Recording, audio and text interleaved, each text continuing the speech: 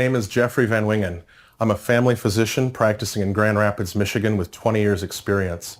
The point of this video is to help you shop safer and get takeout food safer during the stay-at-home shutdown due to the coronavirus pandemic. Today is March 24th, and we've been in this for about a week here, and things are just starting to get serious.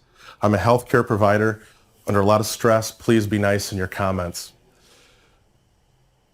We are at stay-at-home orders here in Michigan, and more states are coming on board with this, and our movements are restricted. Italy went on a stay-at-home order on March 10th, and despite that, they posted their greatest death toll on March 20th. So people are moving, and with that movement comes risk. We have a dilemma in society that we need to eat to live, but we also need to get that food. And that getting of food is now risky. And I'm going to help you reduce your risk as you go out into the marketplace.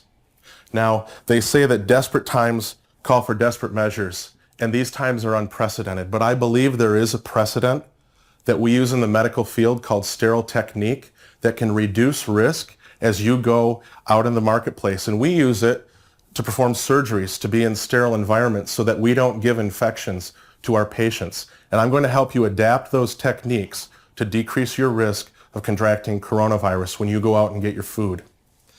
Now, I want to answer the question, how long does the coronavirus live outside of a human body? And we've recently gotten some conflicting data, and I just want to throw that out there. Last week, the National Institute of Health published in the New England Journal of Medicine an article that showed that coronavirus can live in an aerosolized, outside the body situation for 3 hours. It can live on cardboard for 1 hour, and it can live on plastic and metal surfaces for 3 days. That's a lot better to deal with than the data that we got just last night from the Center for Disease Control that found that on cruise ships, they discovered active coronavirus particles 17 days later. Now, we don't know if that's something specific for the cruise ships or if that's something that we need to adapt to society. So in this, I'm going to give some practices, and we're just going to say, go out there, use this knowledge, and do the best that you can.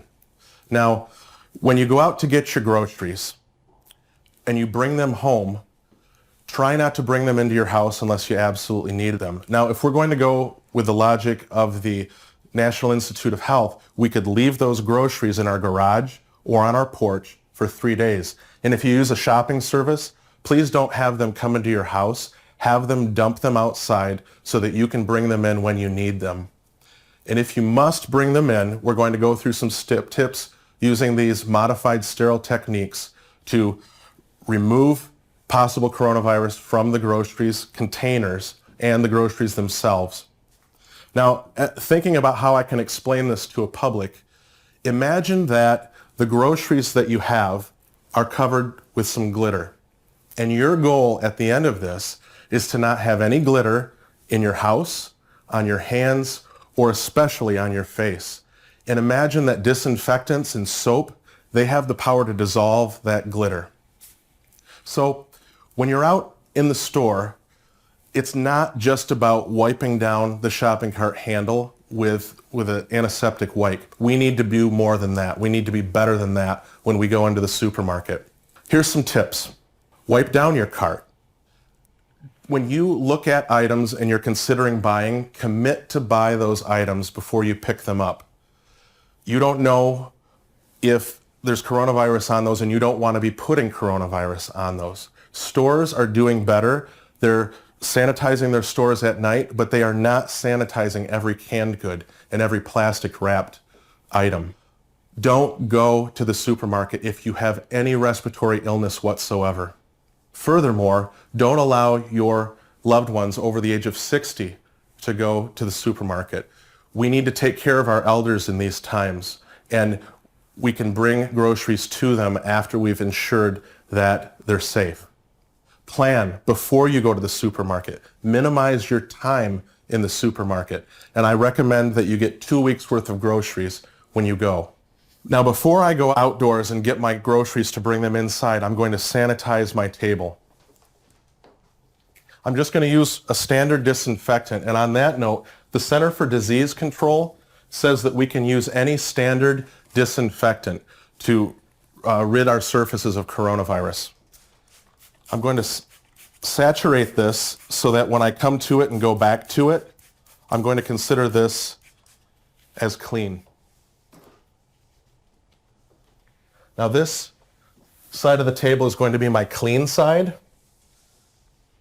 and we're going to consider the other side of the table as a dirty side where we're going to put our groceries from outside the house.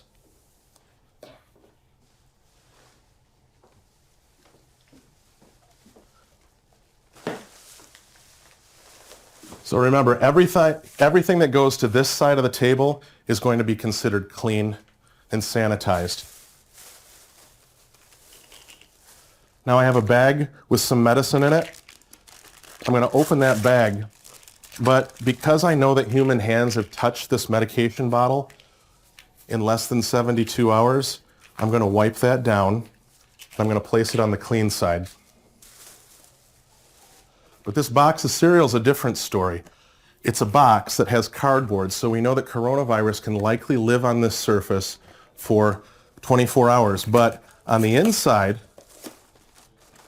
no human hands have touched this for more than a few days, so I can just dump that and I can get rid of the box. Now with this broccoli, I've got a couple different options. I could have somebody open my refrigerator, open the crisper, open the bag, and dump it right in the crisper, or I could just sanitize it. Now, I've got to bring some groceries to my parents. They're in their mid-70s, and I'm going to be dropping those off later today. So I'm going to grab this bag, put it on the clean surface, and I'm going to just dump their groceries into this bag. Now, I'm a big fan of cloth bags, but I don't think now was the time for me to take my cloth bags and increase risk. But if you must, after you're done with those cloth bags, consider them dirty and make sure that they go outside.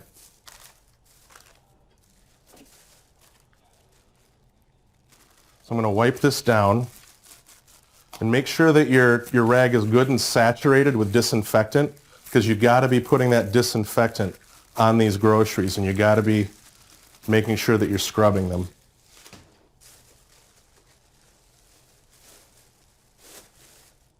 Now, one other thing that I could do with certain items, such as this bread, is I can use clean containers to dump items inside without touching those items. So I'm going to just dump this bread into this container to seal it off and not allow any sort of contamination of the bag.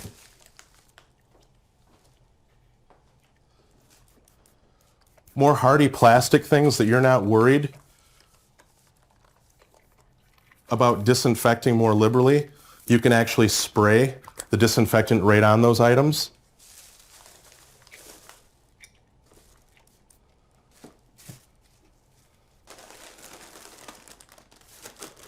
Now these chips, again, I could dump them into a container, but I'm just going to choose to spray them off. That's okay, before they go into the pantry. Now, you want to wipe off the areas that you think humans' hands were touching a bit more liberally than the areas that you don't think human hands have touched. That's all common sense stuff. Now lastly, I've got some fruit here, and the way I'm going to handle fruit is I'm going to treat this fruit, which is pretty much porous. It's kind of like our skin.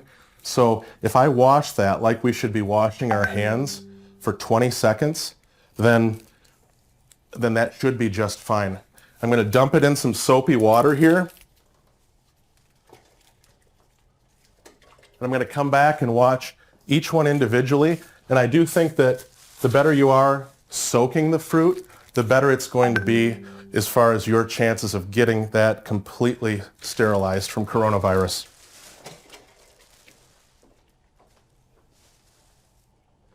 Now let's take care of this fruit.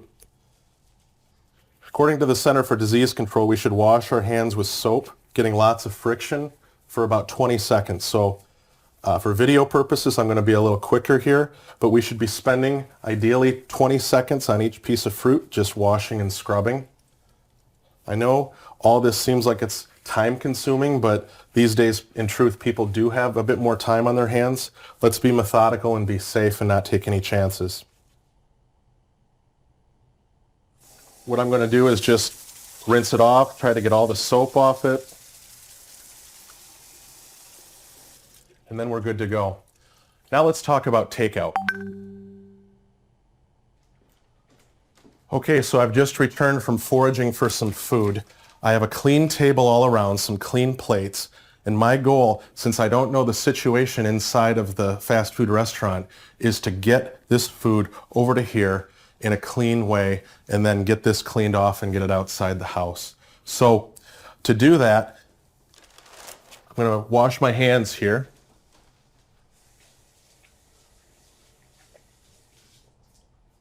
Say I did that for 20 seconds with soap and water scrubbing real good. I'm going to open up this. Now, fortunately, the good news is that you don't have to worry so much about the food. Coronavirus does not do well in food, but it's the wrappers that I'm more concerned about.